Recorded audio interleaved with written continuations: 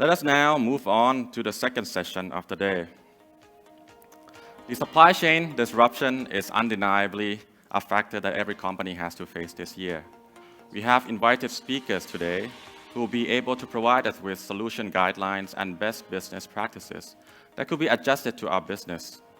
May I now introduce Dr. Jesada Salatong, lecturer of the Faculty of Communication Arts at Chulalongkorn University and an international news commentator, as our moderator for the next session. May I now hand over the stage to Dr. Jesada.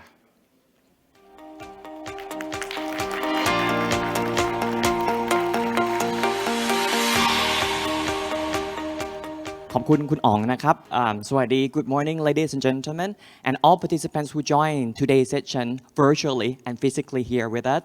I'm so thrilled and so excited and feel very honored to be the moderator of today's session of Global Update 2020 in this session, making a breakthrough after supply chain disruption. As we have heard that COVID-19 brought a lot of changes, but not all of them are bad. Like today, without COVID-19, we wouldn't have this blended session like this. I think it's really amazing that we can have all participants to join us from around the world like we have experienced it before. And for this session, we will talk more on the impact of COVID-19 on global transportation and supply chain and what we can learn to adapt. Together with me, we will have three distinguished speakers to share his insight and visions with us. The first one, Mr. Abhijit Datta, Managing Director, SCG International Corporation, on how SCG International responds to disruption. And the second, Mr. Edwin Pinto, Commercial Director for the HR Global Forwarding or DGF Thailand on supply chain disruptions. And the last one, Dr. Chawapon Jariyarod, Manager of Amazon Web Services on art of the possible manufacturing and supply chain.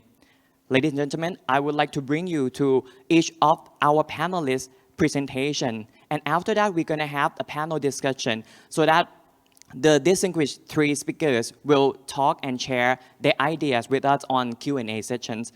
Not to further ado, I would like to introduce our first speaker, Mr. Abhijit Datta, Managing Director of SCG International Corporation. Please welcome on his stage and his topic on how SCG International responds to disruptions. Please.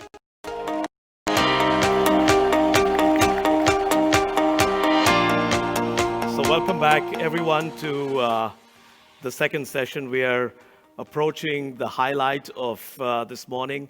I'm just going to warm you up a little bit, but the highlight that you really want to listen to is our two external speakers today. So what we did at SCG International during the COVID period is that we tried to look at the trends that are impacting the world and specifically that are impacting SCG International. And we tried to prepare ourselves for this new normal. And you have them up on the slide. I'm going to just talk about two or three of the main ones. The first one is self-reliance. This is an extremely important trend because a number of countries decided if disruptions really cause such a lot of havoc in countries, then it makes sense in trying to shorten the supply chain. It makes sense in trying to do more things locally. And serious countries, like for example, you just heard Kun Akarapon talk about self-reliant India. They are even talking about local brands. Go local is a slogan that they are trying to do. There's talk about a lot of manufacturing moving out from some countries, moving into other countries. So that's one trend that we want to look at. The second one is that the construction site itself is going to look very different. Typical construction sites are lots of labor, lots of dust, lots of materials. But in the future, we are going to see a construction site where not much is happening because everything is happening off-site. So you have modular constructions and the construction becomes more of an assembly. And finally, of course, digital channels. We've talked a lot about it, how digital channels are going to disrupt traditional physical distribution channels. So I'd like to just quickly touch upon one or two things that we did. We have launched an e-commerce marketplace platform called Big Thailand. And this is a marketplace targeted towards small and medium enterprises here in Thailand. The segments that we are looking at are the automotive segment. So we have small repair maintenance shops who need to consume lubricants. So our sellers are those who are producing these lubricants and tires and spare parts. The second segment is the farming segment, where they are using different kinds of equipment. You see a picture of an ATV on the screen. And so marketplace platform is intended to solve some of the pain points where we provide a complete supply chain solution to small and medium enterprises in Thailand. We intend to do this here first in Thailand and then try to see how we can scale it up elsewhere. So we are in the starting stages of this. The second one is a sustainability initiative, which is electric vehicles. We are very interested in the trend, which is internal combustion engine gradually reducing market share and moving more towards electric vehicles. We have partnered with some principals internationally, and we have started introducing some electric vehicle products. But more importantly, we're working on a complete solution which focuses on the maintenance aspect and also on the technology solution so that we can build an ecosystem to do this.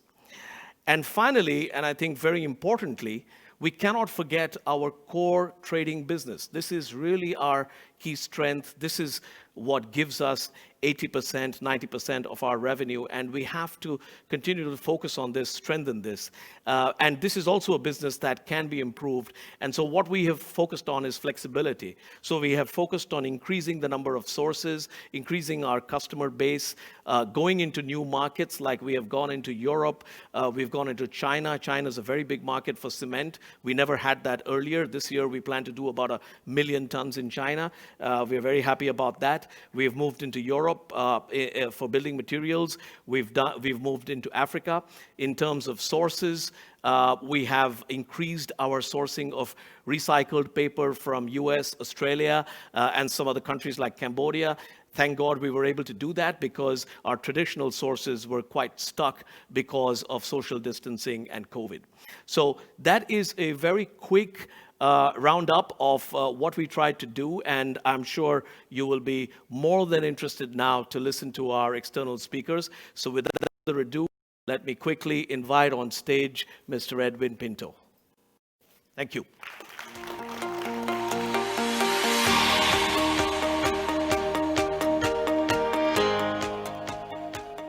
Good morning, everybody. My name is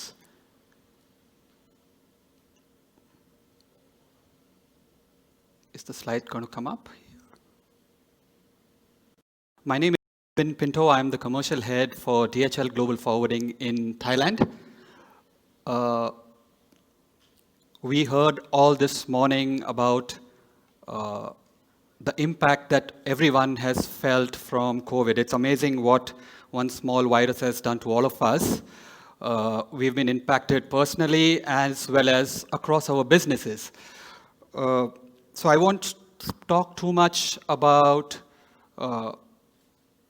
what the virus has done, but I want to talk over 20 minutes or so about the impact that this virus has had on international trade, more from a supply chain point of view. So I hope that after 20 minutes, I have probably been able to share some perspective. Everybody can take some perspective about the impact that the supply chain disruption has had on all of us. So the first point, so if what I've tried to do here is you look at the whole ecosystem here, right from manufacturer to buyer, and in one screen you can see the stakeholders in the ecosystem, right from the manufacturer to the whole transportation supply chain, right? Freight forwarders, ports and shipping lines and airlines and customs, etc. All of these stakeholders did something to protect themselves during this last 6 months or 8 months since we've all been impacted. And look at what has happened to the trade. This is a snapshot of April 2020. Look at what happened to the industries. You see raw materials down 7%, automotive industry down 25%, consumer goods down 10%, chemicals up 4%. But guess what? What is those chemicals that contributed?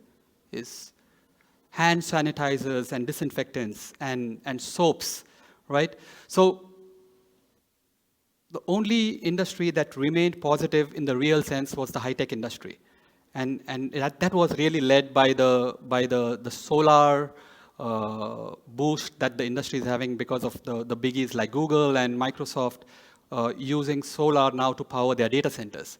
But other than that, everybody, look at machinery parts, says -1%, but 36,000 containers of is face masks being categorized as machinery parts in the data. Let's look at what happened to the air freight industry. This slide, in a sense, you can put a lot of data, and in the future, in the coming slides, there is a little bit more that we will talk. But this one slide tells you the impact that it has had on freight forwarders and airlines. Freight rates in the month of April went almost up 80%, right? Right now, it is settling at around 55%. We call this jokingly the new normal, right, for air freight industry. But in the last couple of months, the volatility has increased again, and we see this trend going. We'll talk a little bit more later on this. Look at what happened to ocean freight. The market in 2020 is expected to go down 14%. During the 2008-9 recession, it went down by 9%. And now we're talking about 14%. That's the impact that this has had on trade. And everybody, why do I present these slides this way? On the next slide, you see all the stakeholders responded, right? There are governments who responded, the airlines responded, the shipping lines responded, ports and airports responded, third-party logistics providers like THL responded, and the buyers and manufacturers also responded. All this, whatever every single person did, impacted everybody else. And when everybody responded to protect their own interests, it has had a ripple effect on the trade. It has had a ripple effect on the trade because it cannot be a coordinated impact.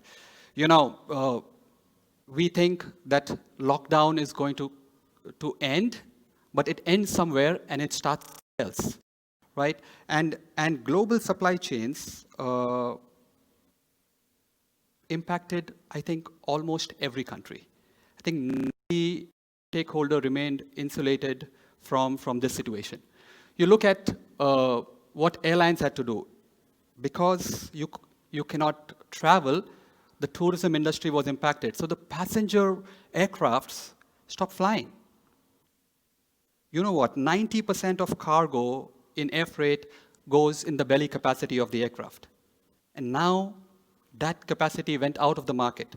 Airlines had to readjust. I saw in the Dubai presentation that Emirates converted the A380 to carry cargo. Almost all airlines did that. Right now, as we talk, and it's in the next slide there, almost 50% of the capacity for cargo comes out of cargo aircrafts, with many airlines converting their passenger capacity to carry cargo, including folding the seats and somehow managing to put cargo in there. Shipping lines, everybody thought that volumes are going to go down. In April, shipping lines cut out 20% of the market capacity. That's huge, right? Along with that, so they took ships out of service, and along with that, they introduced what is called blank sailings. That means normally a ship arrives at a port once every week. Suddenly, they would announce next week there's no ship, right? Because they don't want to come in there and not have sufficient containers to go. So these are the things that people did, and the ones at the end who suffered, right, is the manufacturer and the buyers. We won't read everything, but really going to the last point, it brought prices up, right? And all of us ended up paying a higher cost to serve. What did third-party logistics providers do? Without going into too much detail, but we had to move out of what we call long-term contracts to short-term contracts. All of us are used to signing up air freight rates and sea freight rates for a one-year contract or something like that. That was no more a reality because this fluctuation was not a 5% fluctuation. This fluctuation was 80% in air freight. As we speak now, the scenario in ocean freight has completely changed. In the first 3 or 4 months, the ocean freight rates remained at a normal level, but they took out capacity. Because of the e-commerce boom in the US, the whole volumes have increased now. And Kundatta talked about containers are not available anymore. And that's the reality, right? And we see that. Freight rates have increased 4 times in ocean freight. And even if you are willing to pay 4 times, there's no guarantee of equipment availability. That is the situation, what I talked about, the ripple effect, right? Because everybody has reacted in a way that suits them most.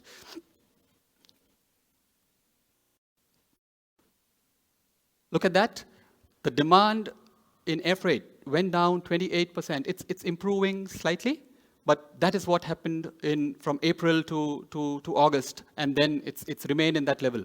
I talked about the supply position. You see, the supply position is down 38% right now compared to the same period last year. However, passenger flights used to provide almost 85 to 90% of capacity.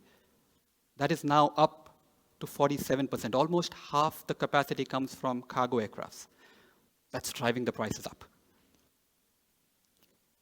In ocean freight, they took out the capacity. It's slowly now capacity and demand are meeting somehow. From September onwards, we are seeing a strong rebound in the volumes across all trades, across Trans-Pacific, across Oceania. Equipment shortage and a big problem of infrastructure meltdown in the US. The ports in the US are not able to handle the volume that has come through. What that means is containers that are going from Asia are going to the US, but we are not able to bring them back fast enough, which means, therefore, we don't have, again, containers available to go back to the US, and that is driving prices up, literally driving prices up 3 times and 4 times the normal price. The last line, a deal is not a deal anymore. A deal is not a deal anymore, and that's the reality of today's logistics industry, both at the airline point of view and the shipping line point of view. It's literally an auction out there. It's literally an auction out there. And when we talk about deal is not a deal anymore, we are not talking about a 1-month deal or a 1-year deal. We are sometimes talking about a deal for the sailing. It is literally like, I have containers available. You need to confirm back in the next 3 hours whether you want these containers. Otherwise, the price is different. These are the realities, right? So a deal is not a deal anymore is not just a statement, it's the reality there. That's the impact on the logistics industry. Just to make it more authentic, I pick up for you the news clips, and these are not old. Some of them are November, right? The container shortage worsens even for premium services. Australia, we had the port strike in Australia. Some of you may have been impacted with that. The demand for containers and air freight capacity out of Asia going to Europe and to Latin America and to the US is at an all-time high. This has put a completely different spotlight on the freight forwarding industry. Customers or industries that were typically used to working on direct contracts with shipping lines and direct contracts with truck vendors, etc., are now coming to freight forwarders to look at alternate solutions, right? Solutions out of the box, multimodal solutions. So hopefully that gives a stage of the situation that we are in from a global trade perspective. What was DHL's response? In the sense, I break that down in three ways. What did we do? We were as impacted as everybody else because we are in 220 countries. DHL has 4 business units. I represent the business unit called DHL Global Forwarding, which is more into international air freight, ocean freight, terms, and stuff like that. But then DHL has DHL Express, DHL e-commerce, and DHL supply chain, right? And our corporate strategy is, or our corporate purpose is connecting people and improving lives. And really speaking, this was a time where we had to, live our purpose to the fullest, right? So the message from the top was talk to customers, understand what's going on, and do the best that we can do to support the situation. So that's what we tried to do. So we did it both sides. With our supply partners, we encouraged fast and transparent dialogue. And the industry, as we heard from all the presentations, the segment that grew the fastest during this time is e-commerce. And within our company, we see the advance of the developments on the e-commerce side by almost 5 years. What we were expecting to happen 5 years from now happened in the last 3 years. So we just had our Q3 results, and our global CEO mentioned especially the developments on the e-commerce side. And in the last 6 months, we have expedited developments, investments on the e-commerce side from the fulfillment point of view. We also expedited a lot of digital initiatives, more from a visibility point of view or from resilience tools or even robotics, etc. With customers, again, we encouraged more and more dialogue, partnership kind of an approach rather than give the rate out there, because the rate is really become meaningless in today's situation, because sometimes even if you are willing to pay the rate, it's not the same. So the whole concept for us was how can we work as partners to deliver a solution by talking and understanding what the real problem is and whether alternatives can be explored to current situations. So we did many things, and some of the solutions, like which generally people don't talk about in normal times, was we even air freighted containers, material loaded into containers, we've air freighted out of Thailand, right? Because that was the solution at that time. That was the most cost effective for the business of our customer, right? So material couldn't be taken out of containers. We put them into an Antonov and air freighted it to the US. That is possible. Or else, sending material from Europe using the rail route from China, right? Normally we don't do it because there is no real value on the table, but in this current situation, that brought value to the table. But this was all possible with customers where we can have a frank and open dialogue. What we also did is, we increased a level of communication with the customer with the help of thought leadership webinars, like this one, which is going to happen tomorrow. You see, I think by now we have about 2,000 people signed up for this globally. And anybody who wants to sign up, this is the content is really great because we're talking about delivering pandemic resilience and transition to a new normal. Some of it, which we are talking about today, if anybody wants to sign up.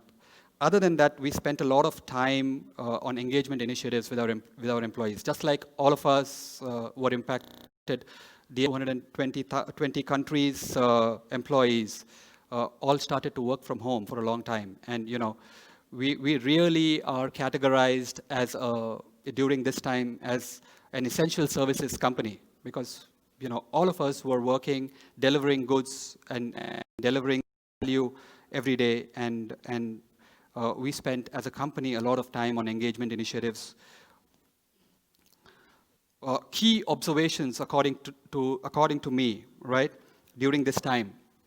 Businesses that had considered themselves to be resilient in their supply chains, they found out that they were not, right? Anybody who said they were are lying, right? Businesses and industries that had resisted change were forced to embrace it during this time. And consumers who were used to abundance found themselves facing scarcity. Everybody was impacted. The biggest guys who really thought that they have it all covered, the virus showed them that now it's... And tomorrow, it could be something else. It could be something that comes up with global warming. I don't know, right? That could trigger something else. The medium-term outlook, right? We are far from the end of the curve on COVID. I think the post-lockdown environment will continue to be volatile because there are economies opening and closing, and India cases going down. Today I read it's going up again, right? And who knows when this ends? Vaccine is coming, and yes, it is, but it's also going to bring with it a lot of challenge. Vaccine logistics is going to be a challenge, and it will impact market capacities. Try to understand the volume impact. Somebody has put a number to it, and that's a conservative number. They said it will take 15,000 charters to fulfill the global demand. 15,000 charters. That takes 2 years. And when the vaccine is out there, it's going to take the highest priority. So everything else takes a backseat, right? We have to be aware of the impact that this can have on all of us. Because all of us use air freight. Thankfully, vaccines are going to fly and not really go by ocean. But it will impact logistics the way we see it today.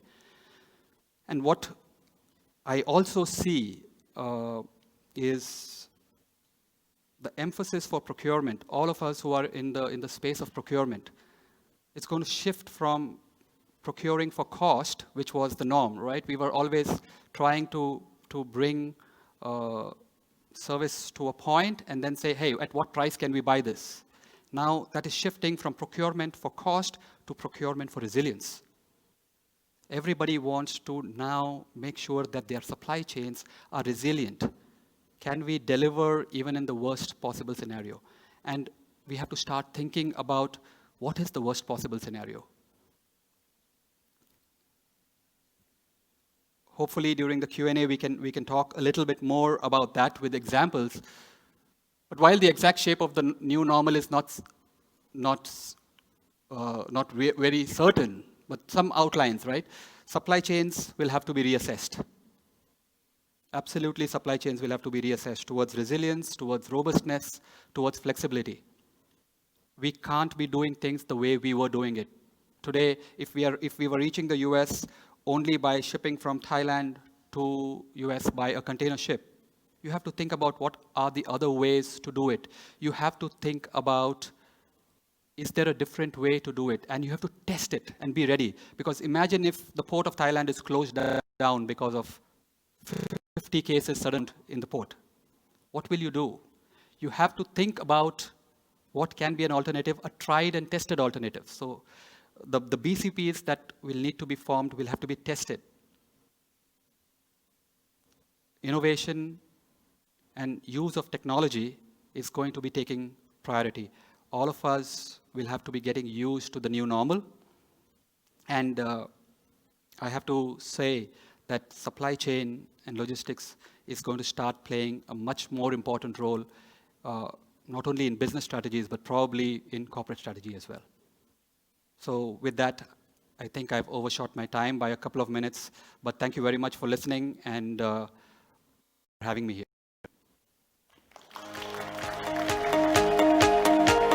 Thank you very much, Mr. Edwin Pinto, Commercial Director for DHL Global Forwarding or DGF Thailand. Thank you for sharing your visions and observations on supply chain disruptions.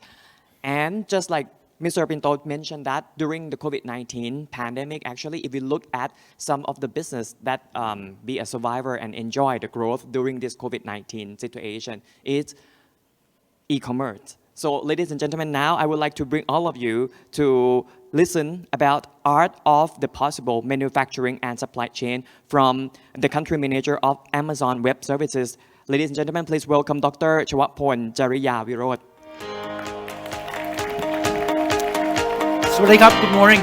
Good morning, everybody. Well, first of all, it's my pleasure and, thank you, SCG Kunapijit for, allowing me the opportunities to be sharing how Amazon and AWS look at transformation, disruption, and also how we worked with our customers from all over the world, from multiple industries, from every single industry imaginable over the past 15 years. Disruption happens years ago. I mean, it doesn't just happen this year because of COVID, right? So it's just the speed and the scale of this disruption has never been this big and this frequent. And the impact of this disruption in the past, it's impact one or couple of particular industries. But now with the economy become globalized, everything seems to be impacting everybody's. And the speeds of the impact and the scale of the impact is so vast. And it's not going to go away, right? So if you looked at the history, since 1955, right, it's only 88%, only 12% of the company on the Fortune 500 remains. Over the last 20 years, from the year 2000, less than 50% of the Fortune 500 companies remains. It used to be that once in the Fortune 500 list, you have an average times on the list for 75 years. And now those 75 years now, the average times of the company to be on the top 500 companies these days become only 15 years. So what does that tell you? That means everybody is subject to disruptions. You looked at these list of companies, right? What do you think they have in common? Sorry, the logo is getting smaller as there are many more happenings seems to be on a daily basis. A few of them are you are very familiar with. The Netflix of the world, Grabs, right? Ubers, Airbnbs, all of these are disruptors. Amazon once was a disruptor ourselves. As an organization, Amazon is about 25 years old. AWS is about 14 years old. We started from being a disruptors. But guess what? We never stopped disrupting ourselves. These companies coming in from nowhere, doesn't have a lot of resource, doesn't have a lot of money, doesn't have a lot of people, but they have the abilities to innovate faster. They have the agilities to come up with new ideas, the abilities to satisfy the unsatisfied needs of your customers. Right? Think about it. These needs are not new. It always exists. It's just never been anybody's that come up with the solutions to those needs for the customers. You look at it. Anybody wanting to be watching programs that you like anytime and anywhere, right? We all want this like 40, 50 years ago. But it's only recently that you have companies like Netflix that has the ability to provide it to you while they are making the business case, right? So the cost of delivering those services, those customer experiences, and the qualities of those, it brings your satisfactions, it gives you a new customer experiences. At the same time, it gives them a business models that is sustainable. Anybody has been wanting to be, to have the abilities to call your transportation at any times and from anywhere, right? Years ago, right? But it's just not like, you never wanted to have that. Just like you never have the abilities to, have applications like Grab, Uber, or Lyft before. Everybody wants to have the ability to just being at homes and then wanting to eat something and then order something in, and those food is delivered to you within like 20, 30 minutes. Just like only recently that those services are available to you, right? So the abilities to recognize what are the unsatisfied needs, and has the abilities to continue to innovate, right, with speed, and the abilities for the organization to do that on an everyday basis is the key to handling disruptions and also manage the transformations and to yield result. There's a big gap, right? If you looked at every single industries today, no companies, right? There's no companies which are not talking about transformations. People start talking about transformation 5, 10 years ago. But you look at the times when companies realize there needs to make change, and when those changes are really made, the gap varied on companies, on industries.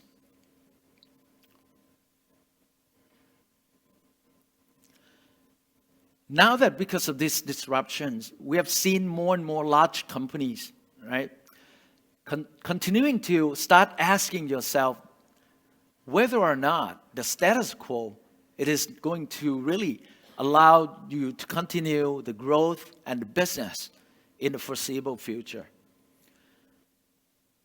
Transformation actually started when you realize that you're not satisfying your customer needs anymore. And a lot of times it started from asking yourself all these tough questions, that the hypothesis of your business that has been guiding you for the last 50, 100 years, whether that's still hold through. Do you still know your customer? You think you know your customers, but is that the case? You know what they want? You know what they want? You know how they want it? You know when they want it? Is that? And basically, are you continue to deliver sticky customer experiences? Are you satisfying those needs better than anyone else? Are there unsatisfied needs that remains open for other disruptors to come in and take those businesses away? Amazon itself, we started out as a disruptor, as I mentioned. Over the last 25 years, we managed to business based on innovations. We continue to figure out new ways to satisfy our customers. Anything that we do at Amazon started from our customers, and we work backwards from there. So when we about transformations, always be, if you looked at it, it would be, we could separate it into two broad categories. The first category were what we call innovations, the ability to create new customer experiences that brings you new business revenue, new revenue streams. And the second track is what do you do in the back end to basically instill agility and operational efficiencies. How do you get better at managing cost? And at the same time, that brings those agilities into your ability to satisfy the customer needs. So there are a couple examples. I'd like to show the video quickly. Could you click on this video? So this is how we transform started to wonder, basically the customer experiences. What would shopping look like So if you could what is walk the into a most store, boring grab what you experience want, as a customer and would just have? go? It's waiting to What if we could queuing weave the to most pay. advanced machine learning, So computer a vision, few years and ago, AI we came into up the with very this big fabric of a idea store, of what so about you never have to we wait do in not line? have any No lines, queue at no all. checkouts, So what about we no don't pay at all? registers. The customer don't have to make any Welcome payment. right? Amazon So Go. we developed these technologies Use called the Amazon Go. app to enter. Register, tap in once, and that's all. You grab anything that you want, and then you walk out. So these technologies required a lot of, image recognitions. On the ceiling, there's hundreds of cameras. We're not using, barcodes or whatever it is. We use motion sensors. Right? So, and all of these technology was put together because of one reason, because we believe that this created the best customer experiences. Deep learning algorithms and sensor fusion, much like you'd find in But self-driving given the cars. times, I'm have to move on to the next question. Sorry, the next Once you've got examples. everything you want, you can just So, go. so When you leave, our Just Walk can Out you technology- stop the video, please? All right. Okay. So that is a quick examples, right, of what Amazon Go is looking like. Just one of the 1,000 examples that we have done over the past 25 years. Now, we wouldn't have the abilities to deliver products to you within 2 hours, right? If our back end is not very effective. So a few years ago, this is what our fulfillment center, our warehouse is looking like. Products are stored by categories, right? Very natural. Every business do this.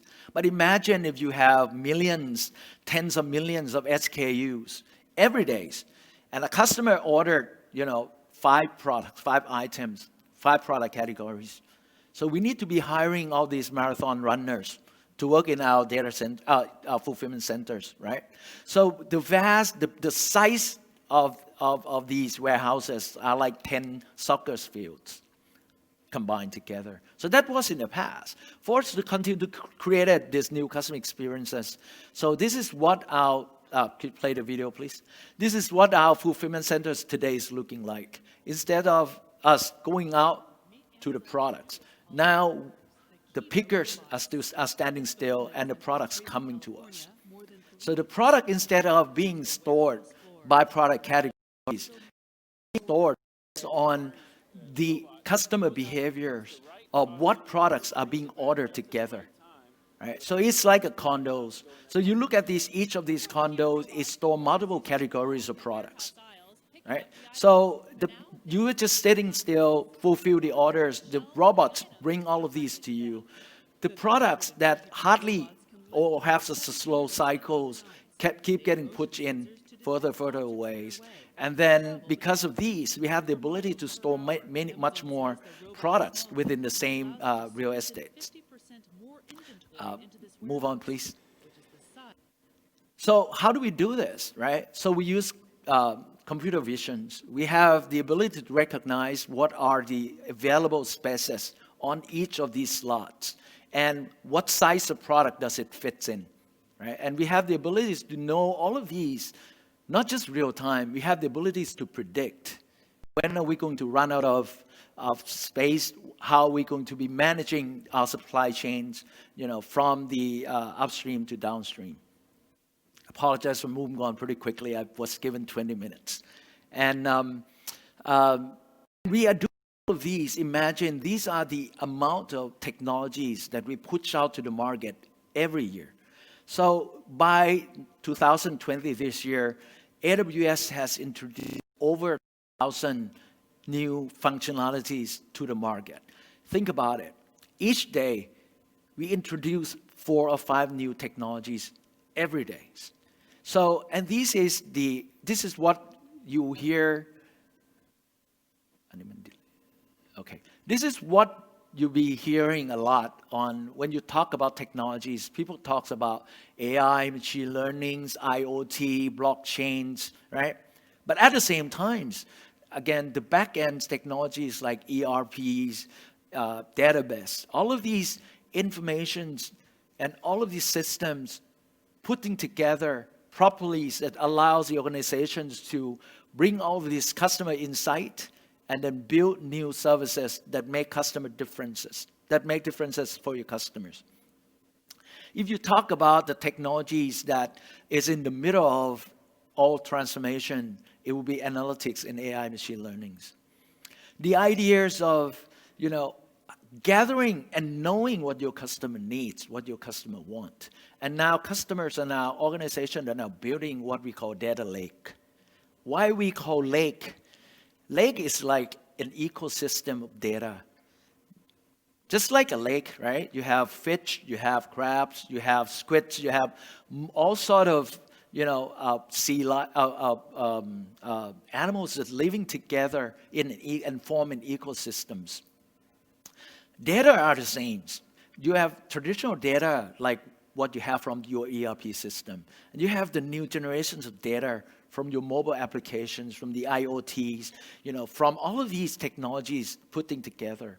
The power of these data happens when you combine all of these, right? And you start making sense out of this data. Then it gives you the abilities to, at the fundamental stage, is to optimize existing process. And then when you become better at it, you started to use those data to enrich your existing products or services. And then in many cases, all of these abilities leads to building your ability to build new products or services categories. I'd like to run through a few examples very quickly across multiple industries. Banking is the industry that's undergoing transformations the most in the past few years. You have banks and financial services regulators. FINRA is the financial service regulators in the US that monitors all trades and transactions in the US stocks market every day. They have 35 billion transaction happenings every day. So they need to have the abilities to monitor what are the transactions that potentially would be fraud. So instead of doing it manually, now they have a very smart system of AI machine learnings that has the abilities to predict and not just catching. They have the abilities to flag susceptible transactions for further investigations. Everybody know Moody's. They use advanced analytics to analyze industries based on data, not just based on experiences of the analyst. So these analytical system and machine learning provided them with the insights to the industries that no human has the abilities to do before. And if you look at one of the hottest topics, in financial services and supply chain, that is cryptocurrencies. Coinbase is one of the largest global cryptocurrency hubs, and using analytical advanced machine learning to identify potential fraud of this transaction. I think the ability is to have a full trust on the cryptocurrency platform is the key for the stability of the currencies. Large-scale global companies like GE's that has operation and services across industry like heavy manufacturing into healthcare services. GE for healthcare, for example, has a lot of imaging equipment out there in healthcare facilities. In the past, the doctor has to rely heavily on their experiences to look at films, to look at these scans, and then determine whether there's something wrong with the patient. And now they have the abilities to compare these with the data, right, of all customers throughout the world. By the way, there's patient confidentialities. But it's like, for example, if I'm 51 years old, male, Asians, you're going in and you have your scan, then the doctors would see comparables, Asian males, 50 years old, scans. So they have the abilities to have more data points to help them make decision and correct diagnosis. A lot of use in supply chains. This image recognition is not just to use to recognize your face, it's used to recognize brand names. The ability is to have that brands and image recognitions. Think about vending machines, for example. If you have the abilities to take a snapshot of the logos on each of these vending machines every hours, it gives you hourly demands patterns of each of the products within each of the vending machines throughout, all of your distributions And then what it gives you the abilities to predict what are the products that is most popular for each of these vending machines. It gives you data to plan your supply chains. There's a lot of cool services and technologies that every industry is using. Real estate industries, for example, is no more that you're reading from the magazines. You wanted to buy a house, you go over there and you take pictures of a house. It gives you comparisons of the house of the same style at the same location and the prices. If you want to sell your house, you take pictures of your house. It gives you comparable data of the house of the same conditions and the price that you probably wanted to consider selling it at. It gives you the abilities to know if you lower the price, what is the likelihood of you to increase your ability or shorten the time for you to sell it. You know, Grammarly, if you have never used it, I would suggest you to use it. You type in sentences, it automatically corrects your grammar for you, right? So this use image and text recognition, it's not just recognizing what text it is. It has the ability to comprehend the intention and the understanding of those sentences, right? And has the ability to give out the recommendation. And lastly, this is autonomous car driving, and everybody is saying that it wouldn't work in Asia because we do not have a lot of disciplined driving in this. But you look at it, this example of an autonomous driving car in a very busy cities where it has the abilities to recognize whether there's obstructions, and then it has the ability to go over the other lanes, right? And it's just like any Asian drivers. It gives us a very instinctive abilities to do that. The biggest target for this technology, for this particular company, is not for commercial vehicles. They targeted it for, it's not for passenger vehicles, it's targeted for commercial vehicles, for trucks and for, to replace the truck drivers. British Petroleum's GE's company has undergoing major transformation with all of their back-end systems, the SAP system, the database system, to transform the organization, and that allows them to go and build the types of customers experiences that they're looking for. Then I don't have the opportunities to finish, all of these examples related directly to supply chains and logistics. But you have an access to the script and the slides. So in the slide, you see many examples of specific example of how machine learning and AI's technologies is being applied to supply chains and logistic industries, and allows these industry to achieve all of these benefits. So with that times, if you have questions, then discuss more during the Q&A panel. With that, thank you very much. Appreciate it.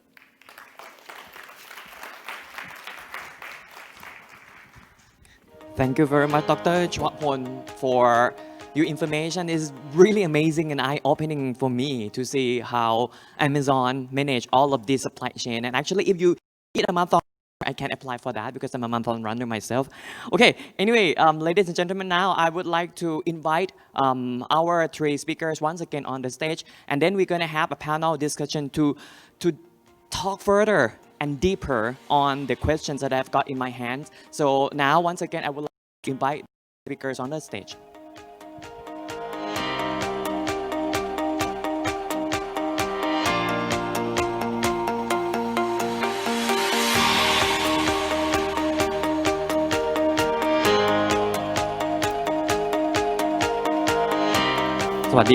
One more time. Good morning.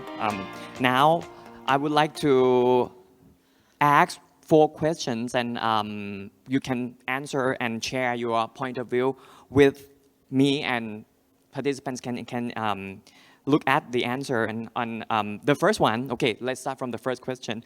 I would like to ask, what are the key learnings from COVID-19 situation that affected transportation and supply chain around the world? I think I would like to start this question from the HL experience first.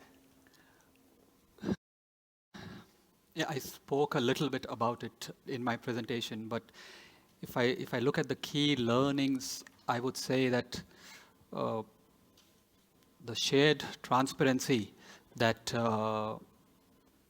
that is required to make the supply chain more robust between various parties. The customer relationship that we have previously is really more client supplier relationship. We've seen the move towards becoming more partnership based approach. Then the other observation or the other learning that we have is reliability of the supply chain is more important than the speed of the supply chain. That was something that stood out for us as we were working with customers. And someone, I think Mark Twain said, continuous improvement is better than delayed perfection. And I think that came out a lot as a reality during this time. We have advised many of our customers, because the ecosystem was changing so rapidly that it is absolutely not possible to wait out there and tell or consult our clients that this is the solution we must go. So we presented options, and we said let's go with something together, and we will learn together and implement at a later stage what is the best situation. And and finally, actually, we learned that logistics and supply chain is going to play more and more important role in the way business is done and the way companies will function. Yeah, thank you very much. And that's from DHL. And how about Amazon? What did you learn? Right. We happen to be right in the middle of all of these. And so everything we do at Amazon, we started from, our customer. Our customer tell us, what business challenges that they're facing. And the thing with the situation is that the whole digital lifestyle adoptions, even though the trend started a few years back, but it was the first set of people were like the millennials, right? People with the, all of these, like the mobile bankings, all of these, online deliveries, online experiences, weren't really vastly adopted by the generations. But COVID kind of like, changed the whole thing. It's like people no longer have a choice. Right. So if you really, during the, this year, the demands for, digital lifestyles and adoptions happen. It's not just in the e-commerce industry, though, because once that grow, banking industries also change, right? So it's no longer, it accelerates the abilities, the requirement and demand for digital banks. And it's not just about digital banks, it's about banking functions. So there's a lot of people are saying that, well, we still need bankings, but we may not need banks. So, and that's, the fortunate thing is now every bank realizes that. So if you could see that this industry has undergoing a lot of transformation. And previously, I have to admit, I was one of the person that I did not have mobile bankings.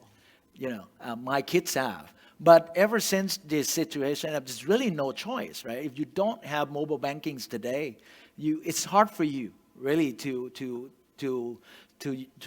go through your life without using it. So that's just one quick example. Globally, Amazon hired 150,000 people since the start of the year, additional people, to just to be able to cope up with the demands of all these digital transformations that happenings. So for us, the speed and the requirement of different industries is what telling us that we can never stop looking for new ideas. To transform before you are being forced to transform. The second interesting thing is that these use cases and these ideas started to crossbreed, across multiple industries. One thing's happening with a bank, and now you see banks talking to retailers, You see, food delivery platforms are talking to banks, and everybody is like, are talking to each other because the idea is forming an ecosystem to deliver overall customer experiences. It's not a trend. This is something that has already happened, and it will continue because of the size and scale of the impact. It impacts everybody, right? So it's, to me, makes sense that everybody is putting their heads together and then figure this way out. Yeah, I like the idea that if we have to survive, we have to survive together. Right. And that's why we need to join hands together, join heads together in order to create the new ecosystem, just like what you mentioned. And I couldn't believe that the country manager of Amazon didn't have online banking Before. That's before. That's Yes. really amazing. Okay, now how about SCG, Mr. Data? Yeah, just I think a couple of things. One is I think we learned that competency and abilities within the organization need to be distributed. We cannot be in a situation where we have over-concentration of capabilities and competencies in one particular area, let's say at our head office, whereas we are actually operating in 15 different countries. So we need to be close to the customer, and we need to be capable and able in those countries where we are. So we have something that we call an IO, international office-centric strategy, where we are trying to move and empower our countries. And I think COVID really taught us that we need to do that quickly. The second thing is, I think it's important, and I think both our speakers talked about it, ecosystem businesses. There is no way that we can succeed in this new environment if we go alone. And especially for SCG International, because we are really an intermediary. So we could be an intermediary for products or solutions or technology, but we really need to build an ecosystem so that we can together create value. So I guess those would be the two major learnings here. Thank you very much. And if we talk about ecosystem, of course, one of the very important person in this ecosystem is our customer. And actually, we talk a lot about our customers. Then, how can we make them survive? Because if they couldn't survive, we cannot survive as well. I would like to ask, do you have any approach or anything that you help your customers to survive and to cope with this situation? I would like to start from Dr. Chwapon first. Okay, as Kunapijit mentioned, right, we believe that innovations, again, Amazon as the whole organization, we were defined by two things, innovation and culture. We believe that innovations happen on the end. It doesn't happen, in the center. Because think about it, right? In the world of global economies and our abilities to go and then, help our customers, you need to be there with your customers to know what they need, to know what they want. And the ability to innovate, to me, it is a duty, and not just to me, it's to our organization. That's what we believe. So everything that we do, every day, we have people who are telling us what they need, right? So I just already gave you a couple examples earlier, but you look at like healthcare industries. Ever since the start of this year, everyone knows what is the focus, right? Is to make sure that we come up with vaccines, right, as fast as possible. So we had the abilities to be right in the middle of it. In the past, every R&Ds rely heavily on huge computing capacity.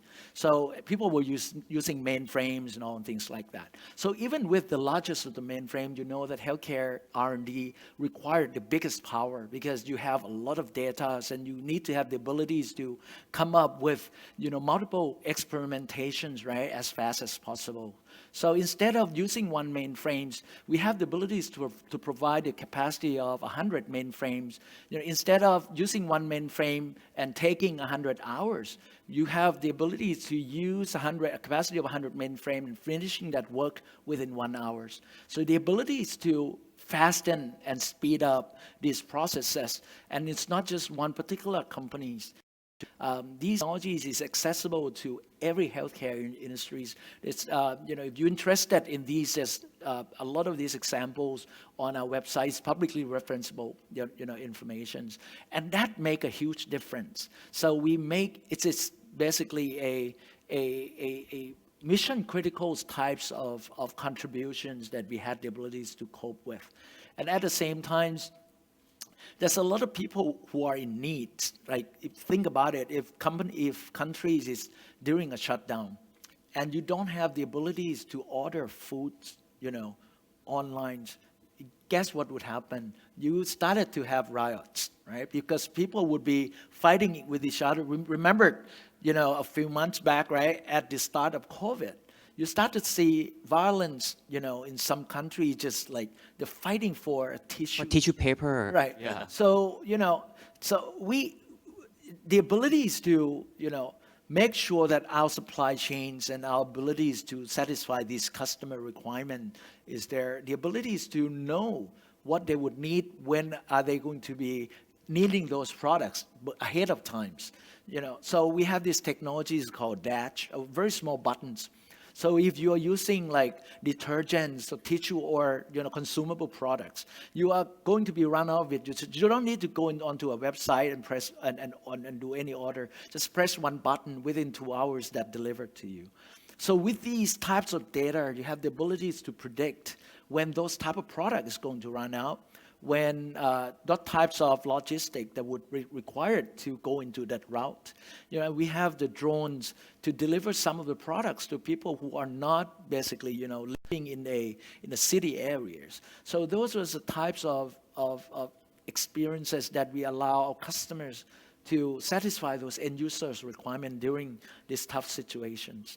Okay, thank you very much. And how about SCG? Because your customer is different from Amazon. So how did you do to help your customers?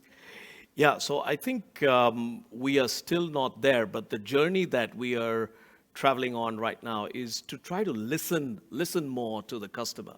The time when our people would come and talk to us and we just keep asking, how much did you sell? How much did you sell to that customer? I can see more and more we're asking the questions, what is the customer telling you?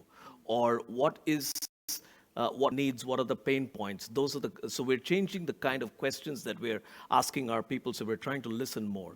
We're still not there, but this is the journey that we are traveling, and that's very important. Even during COVID, we tried to communicate and really find out what is it that our partners are looking for, where is it that there is a bottleneck, where's the pain point, and I guess that's the process that we want to travel on. Yeah. Well, I'm sure that listening sounds like very easy, but I think this is an important thing that we can do to make the mapping of the problems and identify the problem, and for the next step, we can solve the problem together with the customers. Right, exactly. Especially for us, because we come from a background, and we've been exporting. So we're like in sending mode. I've got a product, I can ship it to you, right? Now we're going to switch the mode completely and say, I want to listen. Right? So what's the problem over there in some country, and how can I solve that problem? So that's the heart of the transformation, really, that we are trying to do. And as I said, it's a journey. We are on it, and we still got a long way to go. Yeah, I think communication, two-way communication is a keyword. Okay, and how about DHL? So DHL, our positioning is really to be the logistics company for the world. And the situation that the world faced was, a manufacturer has material lying somewhere and he wants that raw material and he cannot get it. A manufacturer has product ready and he wants to send it to his customer and he cannot send it. And it really was a capacity problem right now around the world. And in some ways, the DHL organization was able to support that through our DHL Express setup, right? But that is in itself a premium solution, and that was not enough.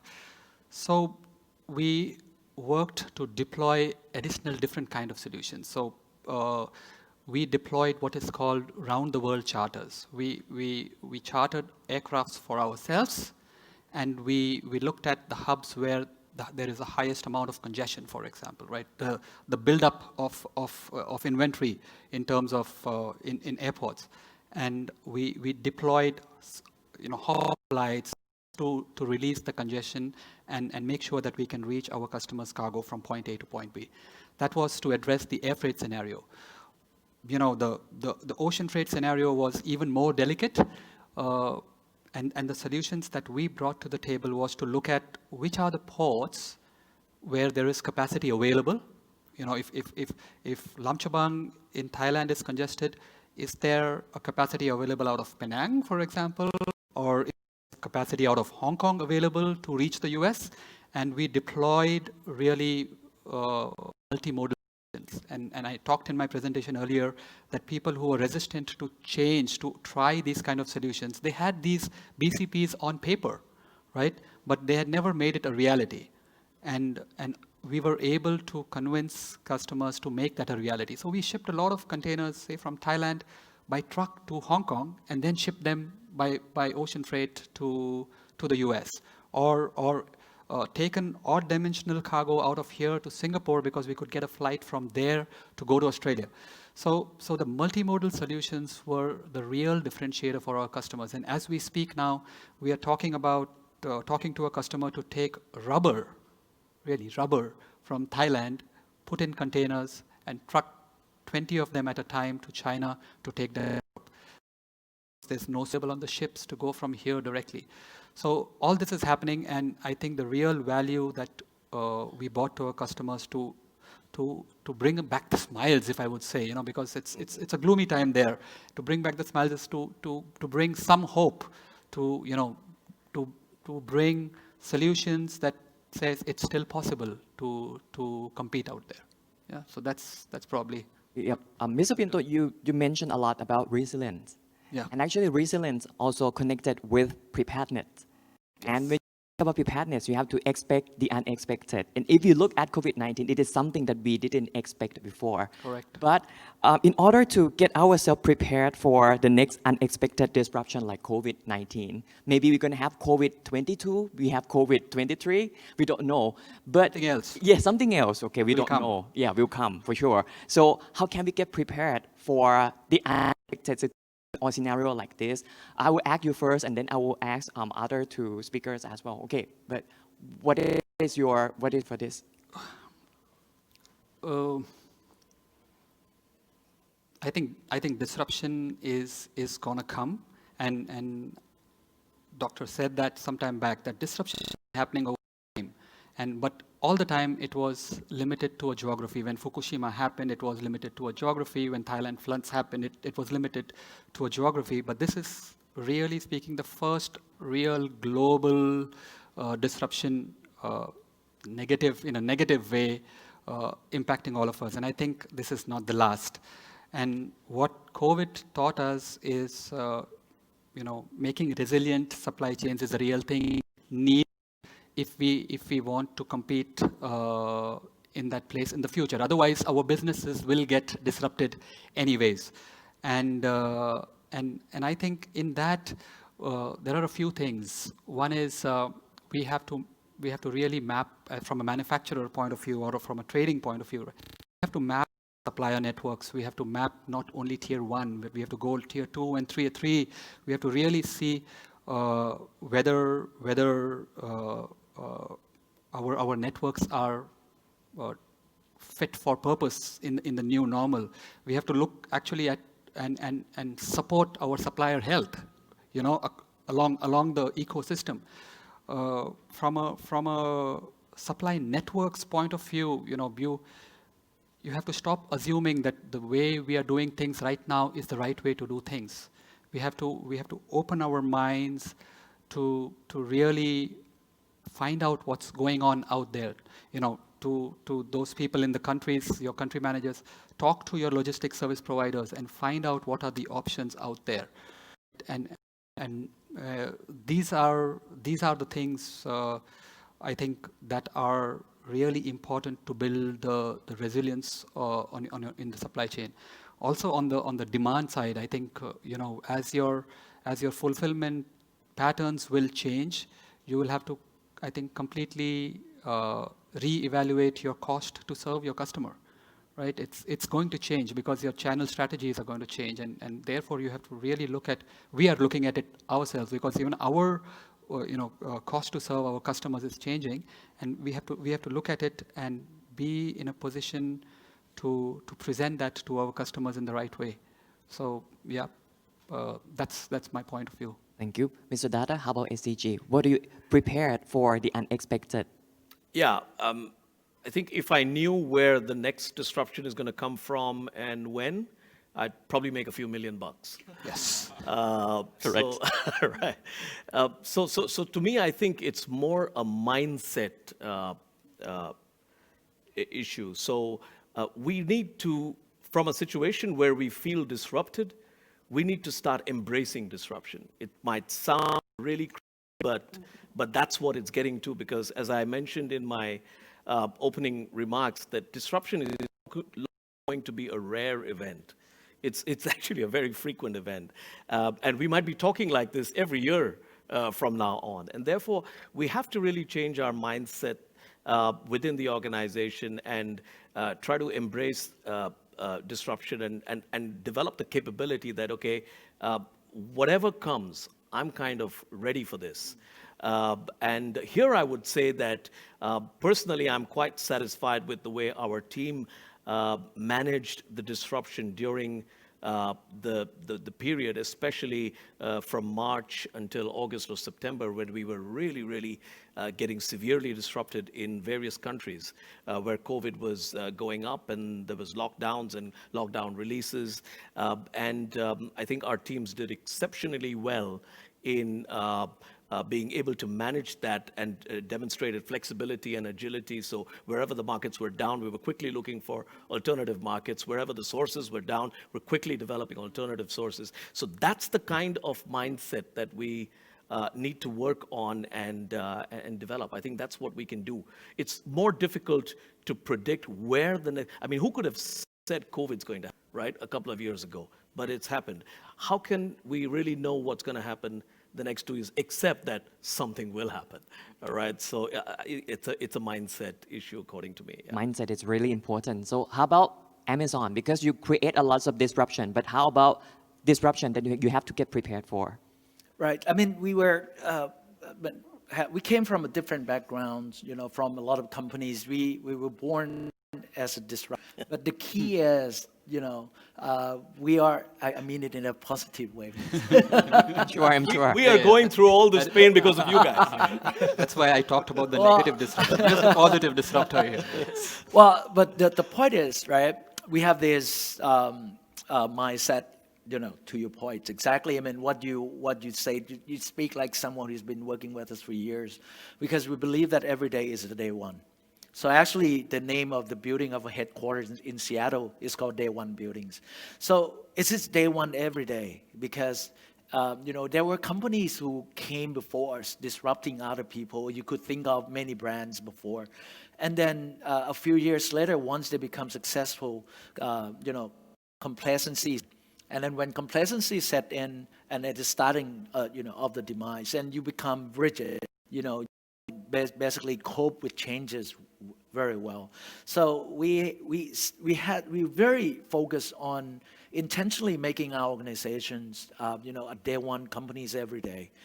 How do we consciously ourselves that everything we do is to prevent us from becoming a day two companies. We are governed by the 14 leadership principles, where all these leadership principles, it's like a law within the organization that allow organizations to freshen up their ideas every day. Like one example is like we have this called have backbone, disagree, and commit.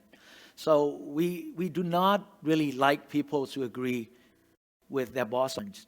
I mean, we encourage people to present different view with supporting data, right? So these allow you to never really settling in, and assume that what takes you here is going to be the same thing that took you. That what took you here is going to be the same thing that takes you there.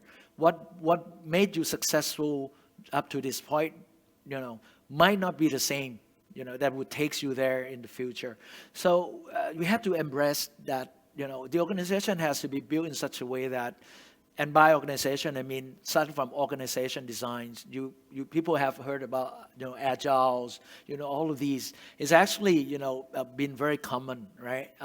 Every day is how do you allow not just the organization, it's the culture. How do you continue to create trust you in it when you say you want to encourage different opinions, right? And you would reward people who basically, continue to reinvent themselves and reinvent the team and reinvent the organization. And how do you, as a management, how do you equip your people with the tools and the weapons that allows them to basically go and do their jobs in a much more effective way and allows them to really embrace resiliencies. Some people add COVID-19 as a threat, but some people like Amazon look at COVID-19 as an opportunity. So I would like to ask the three gentlemen, this is the last question. If we look at COVID-19 as an opportunity, what kind of constructive aspect or what kind of changes that you think that COVID-19 bring to your organization in a positive or constructive way, starting from Amazon? Okay. When I say opportunities, we don't look at it like the opportunities to make more money.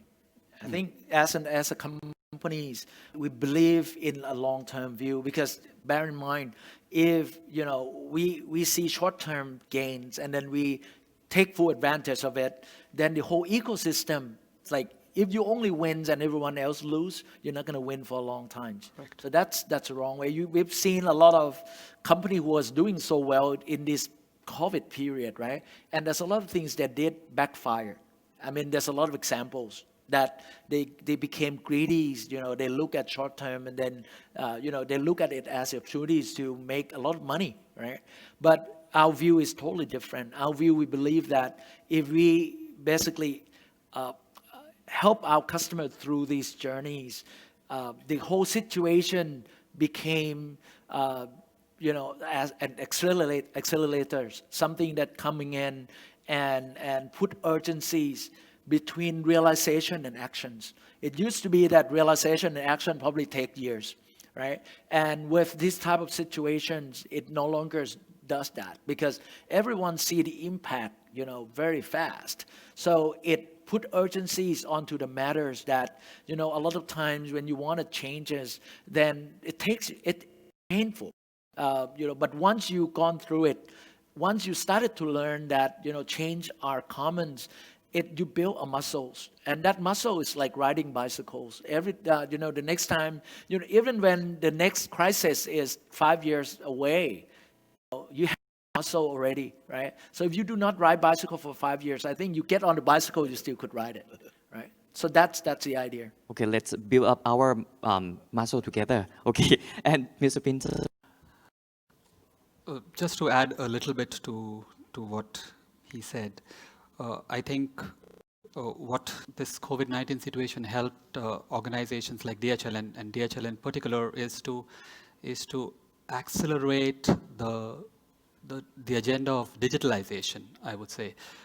So there is, for the last 5 years, we were internally and with our customers talking a lot on the digital agenda, especially topics like IoT or resilience control towers, for example. We have a system or a setup called Resilience 360, which really plots the trends of disruptions.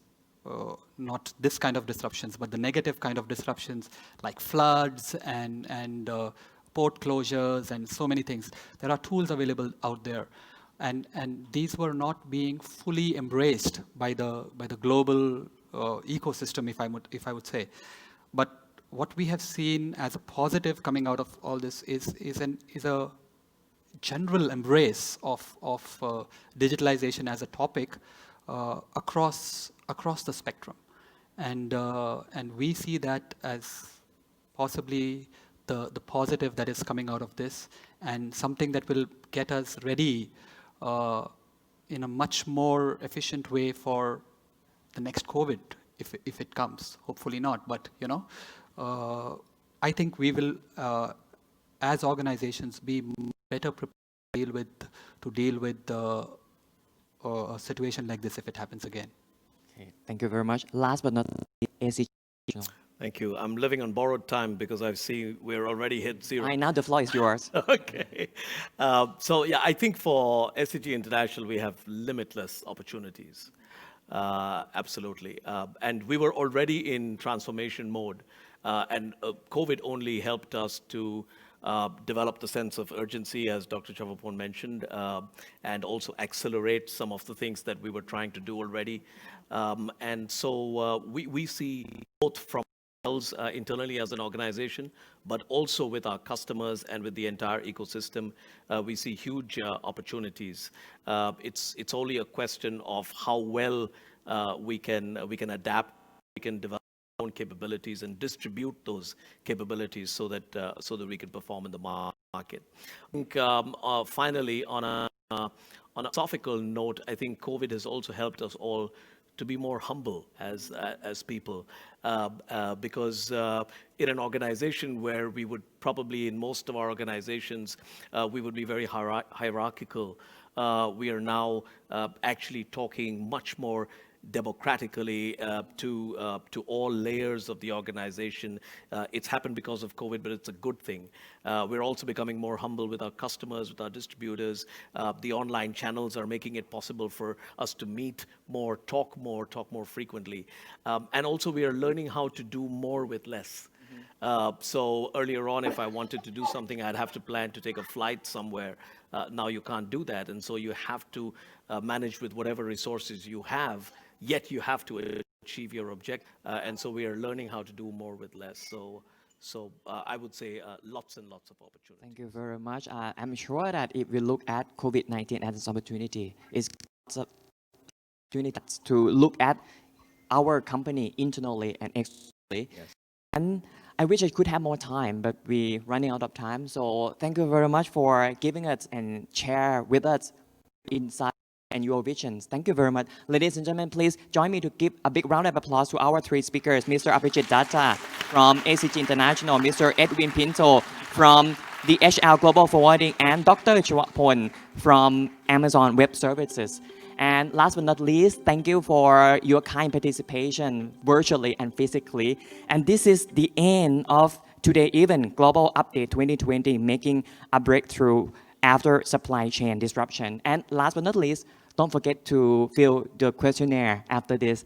Now, I would like to come with the end of today's session. Once again, thank you very much for everyone. Thank you very much for SCG International to organize this event happen. On behalf of SCG International, once again, thank you very much. ขอบคุณครับ สวัสดีครับ ครั